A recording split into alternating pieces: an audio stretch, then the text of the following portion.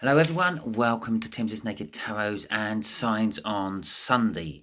Okay, it is that time of week again where I show my face on my channel. So you don't get to see my hands waving around like an idiot and hearing me speak. You get to see me, my face, and hear me speak. Right, if you don't know, Signs on Sunday is where I literally go through the alphabet, going through various different things, topics, whatever, animals, mythical creatures, just things in general, which you may be having spiritual signs about. Today we have got up to W, and for W I've chosen werewolves. As it's Halloween, I thought it was nicely, or nearly Halloween at the time of recording. It's not quite Halloween yet, a couple of days away, but it'll be the weekend we're celebrating or participating in Halloween or the Day of the Dead if you are of that culture. Okay, so yeah, as it is closely upon us, I thought werewolves, why not? Mythical creatures, lovely jubbly. So that's what I went for this week's sign. And for my first thoughts of werewolves, I thought transformation. Obviously, they're humans, they turn into wolves. For this sort of, this could be a sign that something in your life is going to change. It may change you physically as well. Okay, so perhaps, I don't know, it's giving you a sign that you might experience something what turns your hair grey. Okay, there you go.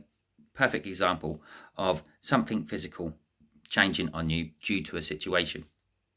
Now, these situations will be painful for you as well, because the transformation of a human into a wolf, I would imagine it's painful. Your bones would have to change, your muscle mass would have to change. I can only imagine that hurts if it actually happened in real life. Okay, so that being said, these changes can't be easy. And once you're into that wolf form as well, you may be taking on different characteristics. So whatever this personal challenge may be for you might mean that you are thinking more of along a fight or flight survival instinct, more of an animal instinct, more of a primal instinct, I suppose. And talking about how you might be fighting and reacting to these changes would take us onto the moon. Now, you change into a wolf if you're a werewolf during a full moon. And as you well know, werewolves change during full moons, which comes secondly to my thinking. But traditionally, the moon is all to do with feelings and emotions. So that could be your second sign. Perhaps it isn't going to be a physical metaphysis, change, for want of a better word, within you. This could be an emotional change. It could be a mental change, if you like. So we're talking about that side of the signs as well, because the moon controls, as I said, traditionally within the realms of spiritualism, the emotions and the feelings of someone. Statewide cancers, for example, change their mood like the wind in the weather, okay? Because we are ruled by the moon. And as the moon moves from one sign to another throughout the week and the month, well, so do our moods. We take on the moods of an Aries, and then we take on the moods of a Taurus, and then a Gemini, then our own mood, which makes us even more moody or unstable with our emotions, and so on. So and then while I was thinking about the moon, I suddenly realized that this is a sign within itself. Well, I'm actually doing a Signs on Sunday with a sign about Signs on Sunday within it. Werewolves are controlled by the moon. I'm recording this about 12 hours, maybe less than that. You might be watching it about 12 hours after the full moon, which means any changes would have happened. Hello, all you werewolves out there. But also saying that, it's nearly Halloween. And so it's nearly Halloween. My Signs on Sunday fell on mythical creatures, beginning with W, right next to a full moon. it's a sign. It's a sign that I should be doing werewolves. Okay. Or, well, I suppose I could have done witches as well. But witches aren't really controlled by the moon as much as werewolves are. So, okay, well, after going through those two realizations and the realization that I'm actually doing a sign within Signs on Sunday, I thought about the actual wolf itself. You're transforming into an animal. So this could be perhaps a sign that you are going to be needing to approach a problem within your life from a more natural viewpoint or a more animalistic viewpoint. Or perhaps also being a wolf. A wolf relies heavily on its pack. A lone wolf struggles to survive during the winter months, where a pack of wolves can bring down bigger prey and then have more chance of survival during leaner times. So perhaps it's calling on you to fall back on your pack, your family, to help you through a situation. Okay, obviously there are many different ways you could interpret these signs, all to do with your own independent and individual situations you are going through. We are all traveling down the same road, but it doesn't necessarily mean we are all experiencing the same thing. Okay? So a werewolf to you might mean something totally different, which I haven't or probably won't cover within this. If you have been having signs of werewolves in any particular way, well, let me know in the comments or let me know in the chat, because after all, this is a premiere. I am in the chat. I'm happy to talk to you if you have any questions or anything. You can even put your suggestions of what to do in future Signs on Sundays. I will be going through the alphabet another 2 times once I finish the first time, filling in the other topics from each letter. So, for example, next time we get up to W, I won't be doing a mythical creature. I'll be doing either a real creature or an item, an object, a thing, a way of living, perhaps, who knows. So why don't you let me know what you want to see within my Signs on Sundays, and I can tackle that for you. Okay, so all that being said, next step will be seeing what the people on the internet have to say about it. Okay, so the first thing I come across, the first hit on the internet, tells us that werewolves are often associated with untamed energy, trickery and deceit, which is kind of like what I covered about maybe looking at the problem at hand from a primal viewpoint or an animalistic viewpoint, or even perhaps just a natural viewpoint. Perhaps shy away from technology for a little while and get out into the great outdoors and experience what the world really has to offer for you. So it's also sort of tells us about the underbelly of primal human instincts, the werewolf does. So it could also be interpreted that you could be going through a struggle between good and evil, right and wrong, okay, within the humans themselves. The struggle with our uncontrollable nature for emotional urges, and it could be for a sexual reason, a violent reason, a destructive reason, but we all go through these things. We all have that thought about, if I just wrapped my car around a tree, who would notice? Okay, and things like that.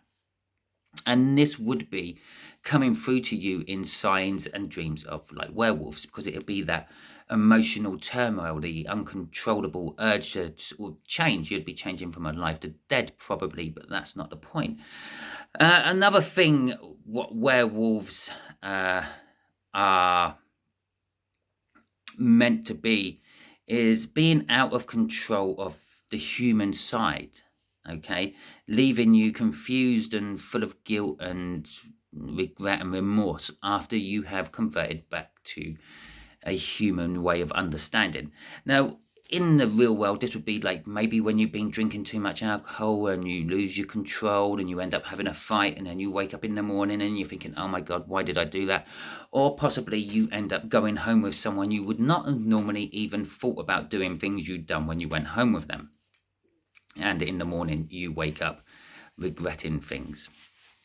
Okay, Signs of werewolves could also be pointing you in the direction of working with the wildness around you or nature and embracing these things, accepting that you have your own wild side and you need to gain control of it.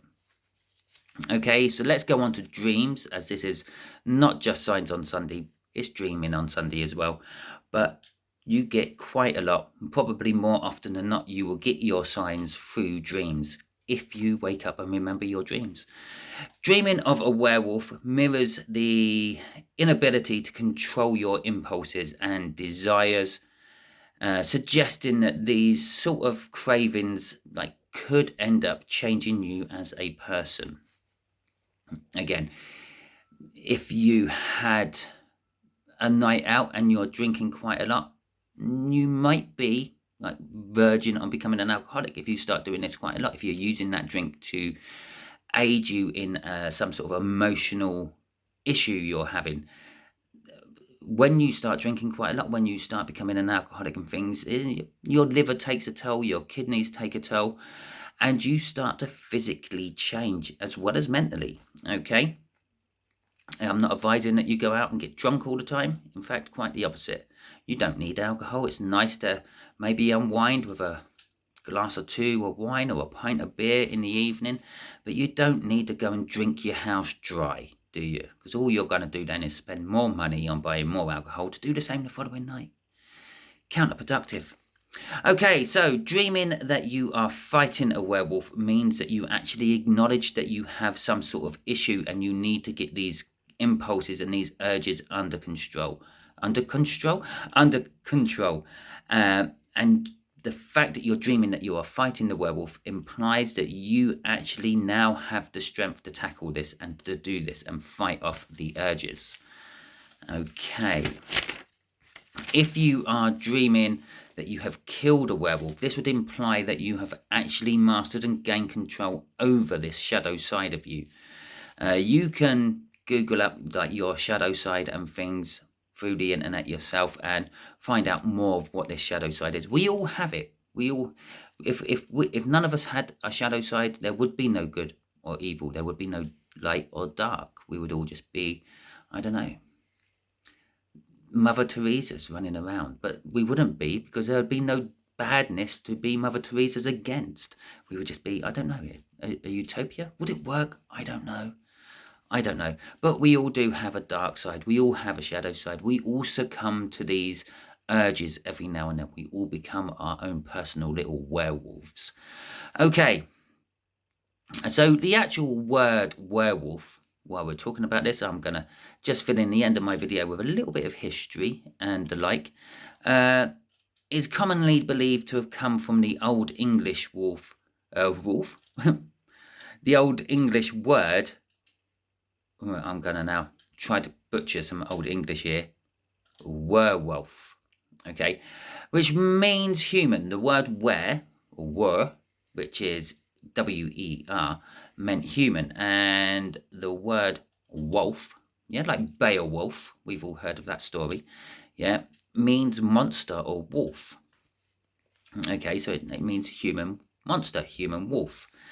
And perhaps that's where the actual legends of werewolves came from. It wasn't someone who actually physically turned into a wolf, but perhaps lost control for some reason and literally ripped someone apart on a primal level, and looked like they were controlled by a wolf or controlled by a monster of some description. Okay, another word which means werewolf comes from the ancient Greek, and I'm now going to butcher this one, and I believe it is a lycanthrope. Okay, and this literally breaks down to the word lugos, which is the word for wolf in ancient Greek, and anthropos, which is the word for human. Okay, again, human wolf, wolf human in that particular case. Okay, some Native American tribes also believe in werewolves, or as they would more commonly call them, skinwalkers. Although not all these tribes believe or practices are related to the entirety of this, and they all vary widely in what they believe, and it changes from tribe to tribe. In the Hindu mythology, here we go. I love it when I do this because I'm now going to butcher another word. If you are like a language expert, please feel free to put me right on how I should be pronouncing these words, because I really don't mind. Yeah, so in Hindu mythology, there is a thing called a Yakshash. Yeah, I suppose that would probably be how it's pronounced. Which comes close to being a werewolf, okay? They are benevolent devils, according to the mythology, and they guard natural treasures of the world and hide them within deep places in the world and tree roots. So there you go. Go and check out a fallen tree and you might find a natural treasure under there.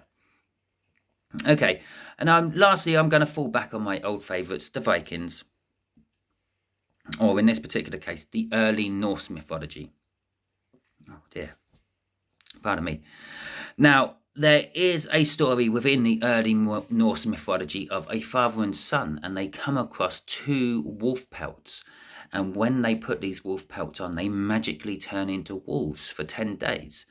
While they are as wolves, they went on a killing spree, basically, and killed, I don't know, a village, a town, loads of people. It doesn't quite clearly say in the story how many or what it said done. And it was said that this would happen when they don the wolf coat. So not only do they turn into the wolf, they lose their human consciousness as such and would then act like a wolf as well, but possibly under the control of a human entity or a human mind concept, because wolves wouldn't naturally go and just decimate a town. They would pick off the easy kill and then not worry about it until they're hungry again. So the last one I'm going to say, which I didn't actually put down in my notes, but I did think about it as I was going through that last little story. Even in modern literature, you will get werewolves coming up in various different forms and guises. The most recent one I can think of is during the Game of Thrones series. The Starks from the Game of Thrones series. If you know the Game of Thrones series, you know what I'm going on about. If not, don't worry. It's just gibberish like everything else I've said. But the Starks in the Game of Thrones series have the ability to transfer their consciousness into others, into should-be wild animals, okay? And during one such episode in Game of Thrones, Jon Snow transfers his consciousness into his wolf ghost, and when he is magically resurrected from the dead, he then brings his consciousness back to his empty vessel of a body, thus cheating death and going on to become, well, the hero of the TV program. Not entirely sure how he's going to work out in the books because Martins hasn't finished writing the books yet, but that is beside the point. Keep your finger out. I'm waiting for that last book. Okay, George, if you're watching. Anyway, I doubt if George is watching, so never mind. If you have enjoyed this episode of Signs on Sundays, please feel free to give it a thumbs up. Leave any messages or comments you have in the comments or on the live chat as we're going through the live chat. Feel free to like the video and subscribe to my channel if you haven't. Just if you even want to just catch up on the Signs on Sunday every week or so, because I try my best to get it done weekly, but I have life. It gets in the way. So it doesn't happen every week. If you didn't like my video, if you have some issue about my video, maybe it's the way I talk, the way I pronounce things, the way I don't actually edit any of my videos, then feel free, give it a thumbs down. I don't mind. It lets me know that there is something wrong with my video. But if you have given me a thumbs down, do me a solid. Put in the comments why you have given me a thumbs down, because then that is something I can actually address for future videos. Okay, hopefully you all enjoyed this episode of Signs on Sunday. If you have, that is fantastic. If you haven't, don't worry too much, okay? It's not everyone's cup of tea. I understand that. I'm not forcing you to watch this, but either way round, I hope you all have a wonderful week. And until I catch you on my next video I do, see you later.